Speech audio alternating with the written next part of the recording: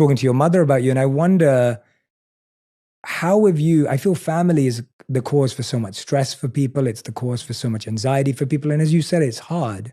How have you continued to lean in to compassion and care, even when it's easier to compare and criticize and complain? Well, with family, I mean, I was always raised like, no matter what, blood is thicker than water. There's no other options. So we definitely go through our things as sisters. There's no other options. Like, we will work it out. Like, we are family. We are sisters. We will figure it out. And I think you just have to, I think also more compassion comes with age and the more things that you've been through. And especially, I think my heart has opened up so much in that space, just spending time, even with people behind bars that I'm fighting for. And I might not have even had the slightest idea of what someone's gone through, or even understood taking the time to listen to people more than maybe speaking and making it about yourself. And my compassion has just grown, and my empathy has grown on another level. You can't really judge people for their pace on when they choose to really want to dig deep into their own compassion and empathy, and when people choose to grow and evolve. But it's so nice to have people that support that journey and grow with you, because once you realize that this life really isn't about you and it's about helping as many people as you can, all these like doors open up for you and your mind just opens up. And it's a really great place to be when you feel like you have enough, when you would chase things for so long, and when you just feel content. It's such a good place to be. And it's such an, like, allows for so much more compassion.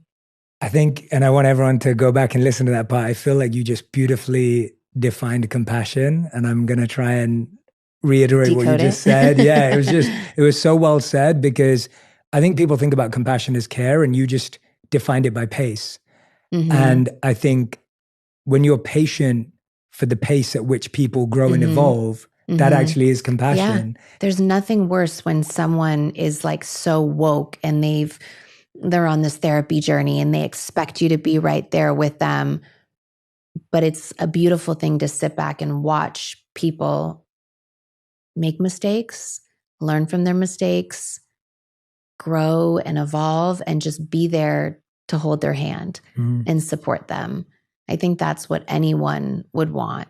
I've seen so many people on these like self-help journeys that just aren't as happy, you know? And I think you just have to like sit back and do what works for you and move at your own pace, and understand that it's okay that you're not at the same level as someone else. Yeah. I mean, I'm just such a, like, everything happens the way it's supposed to. I love just people in their own journeys. And I never try to be so preachy or to think that someone has to be in my place and at the level where I've evolved to. It's great when your friends have the same kind of epiphanies as you and you want the same things, but then sometimes it's just not like that. Yeah, definitely. You brought two things to my mind.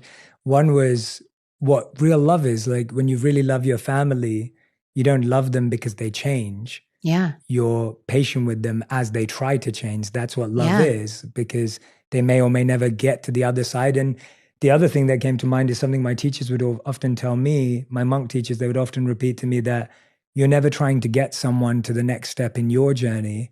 You're trying to get them to the next step in their journey. Yeah. And I think you're so right that when we're doing self-work, we are constantly preaching to other people about the things we want to hear and the things we want to do. Yeah. And like, self-work can just be so different for so many people. You know, like my morning workouts, I swear that's my self-work. My drive in the car every day, blasting whatever music I want to, like, that is my meditation. That's my zone. And that works for me. You know, when I need help and I need help figuring out different parenting things and different methods that I can use, I will reach out and get the help that I need when I need it, for sure.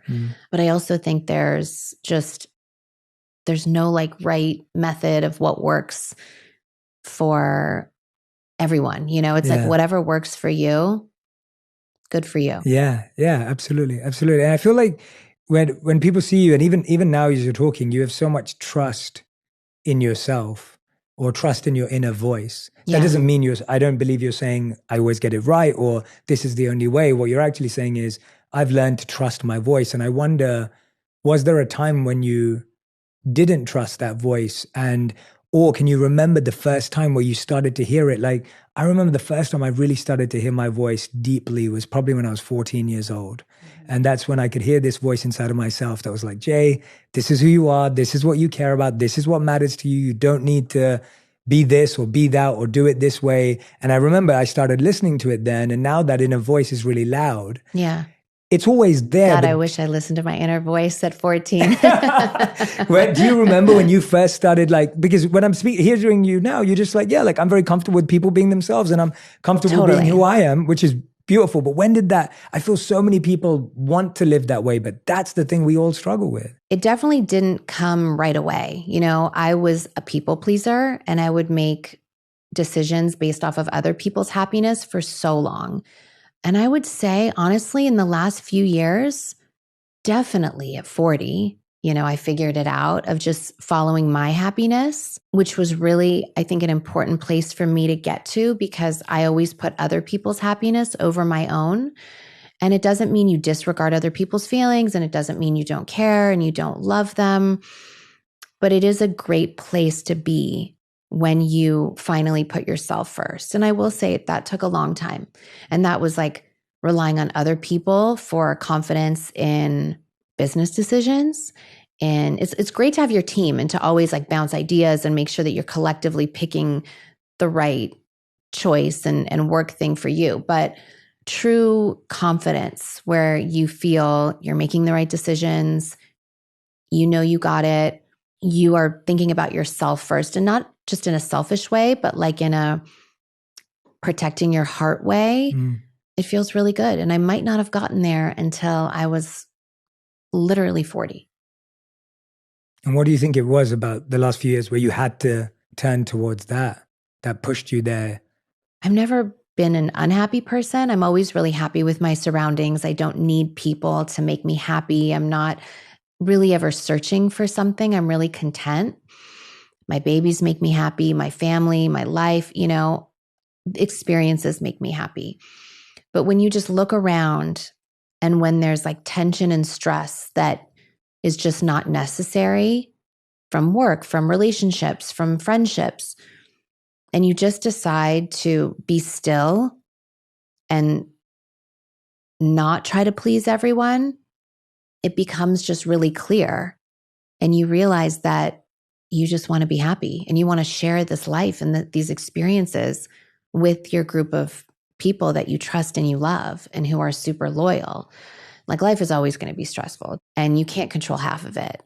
But if you can control what you put out and how you react to all of life's stresses and your response to all of that, and realizing that you could eliminate a lot of those stresses with making yourself happy first and choosing yourself, then you know you're on the right path. And once I did that, and once I chose to choose myself and be happy, so many opportunities just opened up. Things that I never thought in a million years would come my way. It seemed like clear as day that the universe was rewarding me for choosing myself and like elevating, like getting to the next level in the video game. Like I had to get here and I was always like here, just in my growth process. And once I chose myself, it was like, oh my God, the universe is opening up for you and all these opportunities are coming my way. And those were the confirmations that I was heading in the right direction. I remember saying that to one of my sisters. I was like, oh my God, it is so crazy. I got this opportunity, this is changing. And it seemed like all these amazing things started to happen in my life when I just took a second, was still, realized, wait a minute, I'm trying to make everyone happy. I'm doing all this stuff for everyone else but myself. Let me just like pull back a second, focus on myself. And then it seemed like everyone else was happier because everything was just falling into place. And that was like, I saw it clear as day. And that would like push me and motivate me to continue to just be happy. and do what I wanted to do instead of what other people wanted to do. And that was like, it was like a good feeling. It really like showed me that I was making the right decisions. I'm so happy for you. Thank you. And genuinely. And it's like a good place to be when you're genuinely a happy person, you know, like no complaints. Yeah. Like not taking things too seriously, not taking yourself too seriously is also a little key to happiness.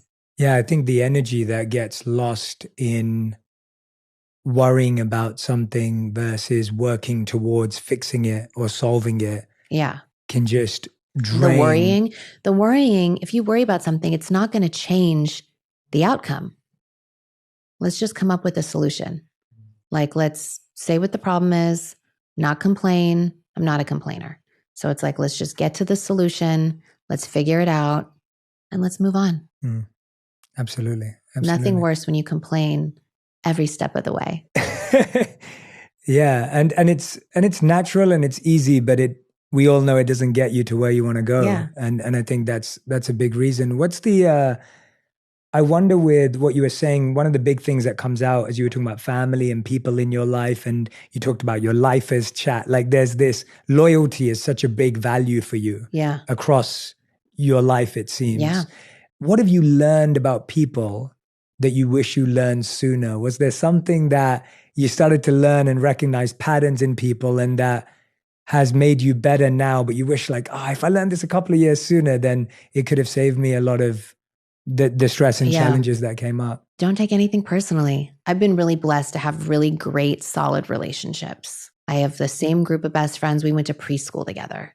We talk every single day. My best friend is my best friend since the day I grew up, you know, when I was born. The people I work with, my family, my sisters, but my best friend's sisters also, you know, and everyone I trust 100%.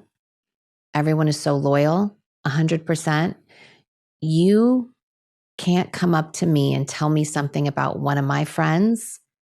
If like someone were to say, oh, this person said this about you and they're in my circle, I would be like, absolutely not. Like I would trust that 100%.